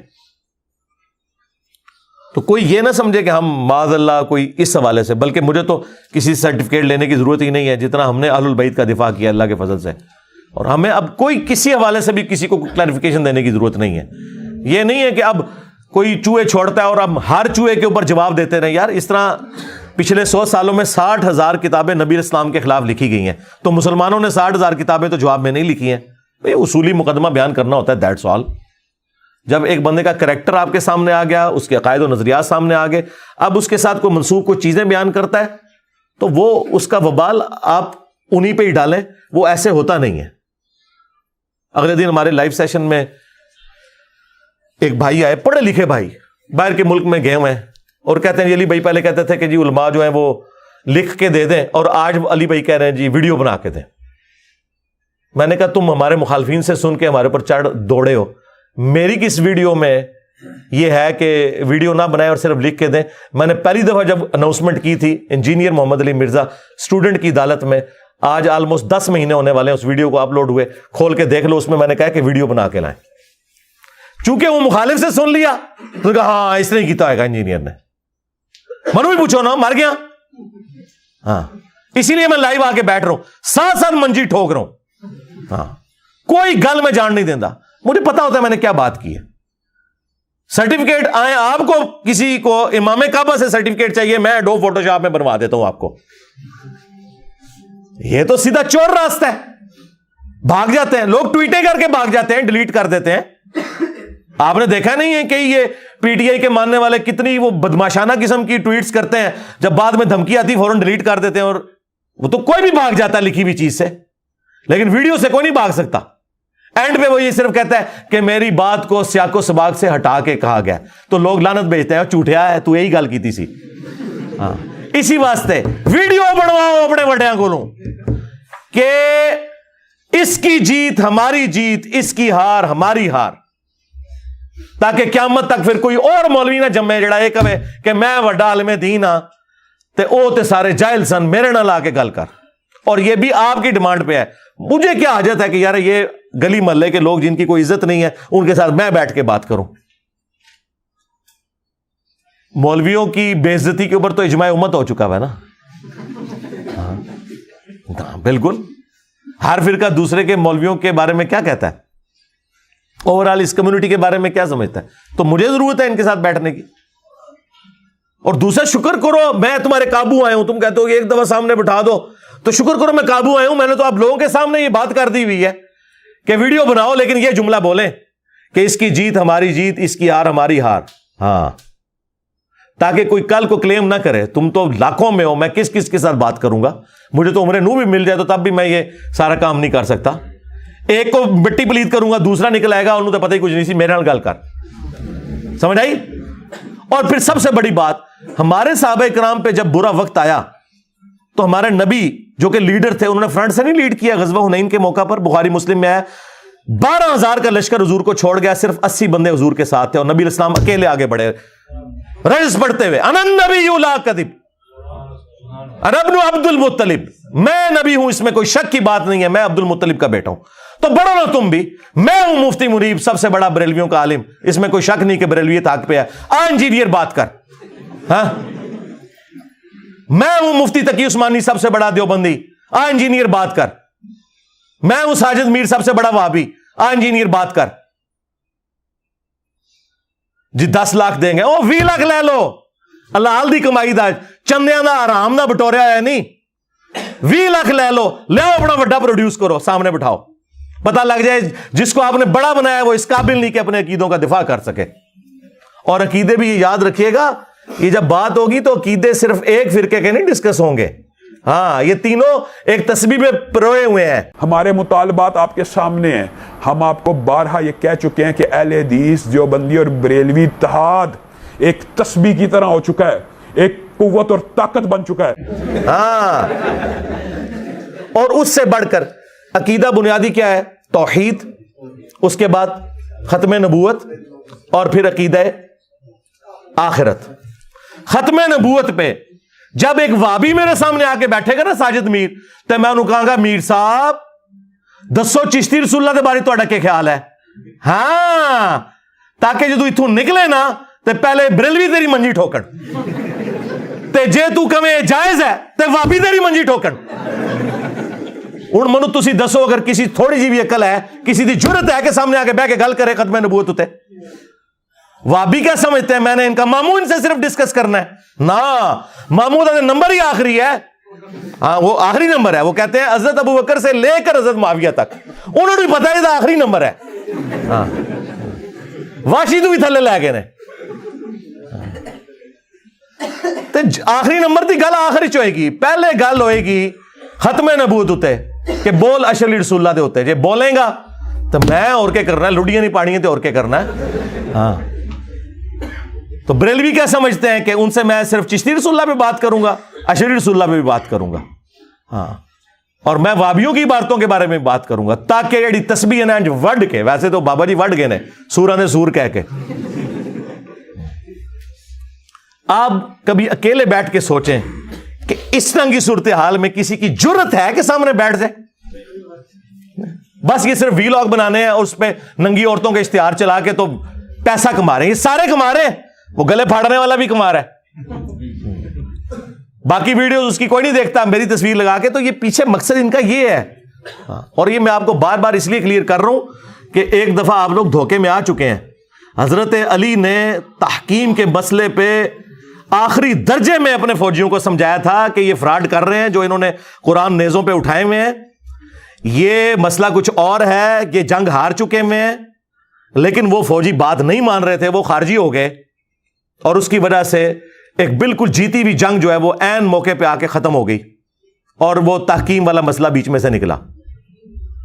مومن ایک سراغ سے دوسری بار نہیں ڈسا جاتا. ہاں, علی ابن ابی طالب کے ساتھیوں نے جو کچھ ان کے ساتھ کیا یا ہو گیا وہ دوبارہ نہیں ہسٹری ریپیٹ ہوگی. میں ساتھ ساتھ آپ کو کلیئر کر رہا ہوں کہ زیرو ٹالرنس ہے. ہاں, ہم میں شرافت تو حضرت علی والی ہے, لیکن چلاکی اور ہوشیاری بنو امیہ سے بھی زیادہ ہے, یہ ذہن میں رکھیے گا.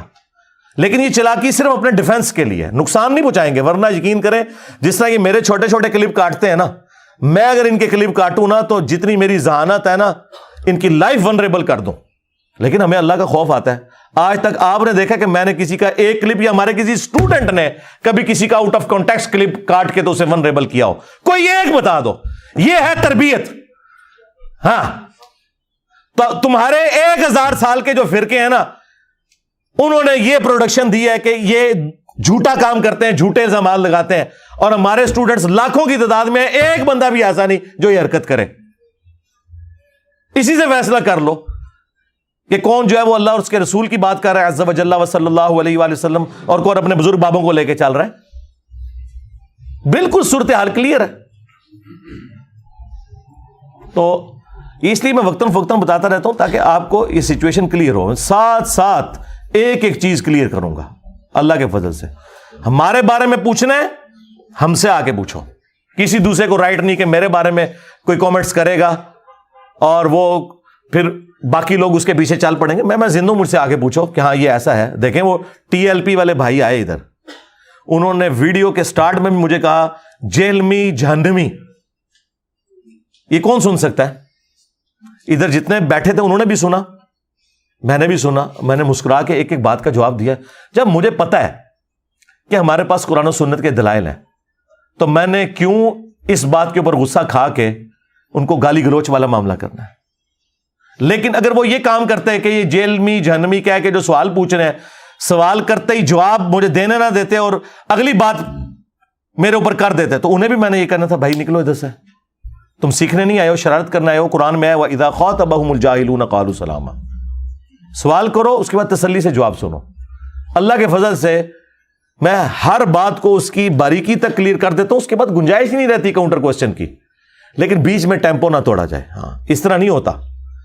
اگر بات مختصر کرنے سے بات سمجھ آتی ہوتی نا تو قرآن ایک صفحے پہ ہوتا.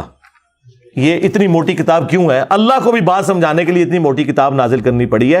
اس کی وجہ ہے کہ وسوسے بہت زیادہ ہیں. ایک بات کلیئر کرو دوسری نکل آتی ہے, اس لیے پورا مقدمہ سمجھنا ہوتا ہے. تو یہ ساری کی ساری گفتگو میں نے اس حوالے سے کی, آپ کو تھوڑا بہت علم حدیث کے حوالے سے شغف بھی ہو. اینڈ پہ میں دوبارہ آپ سے کہوں گا کہ صحیح مسلم کا مقدمہ ایک لیکچر میرا, دوسرا انٹروڈکشن آف حدیث, تیسرا انٹروڈکشن آف مشکات المصابیح, یہ آپ ضرور سنیں تاکہ آپ کے سارے وسوسے سیٹل ہو جائیں اور آپ کو یہ پورا مقدمہ سمجھ آ جائے.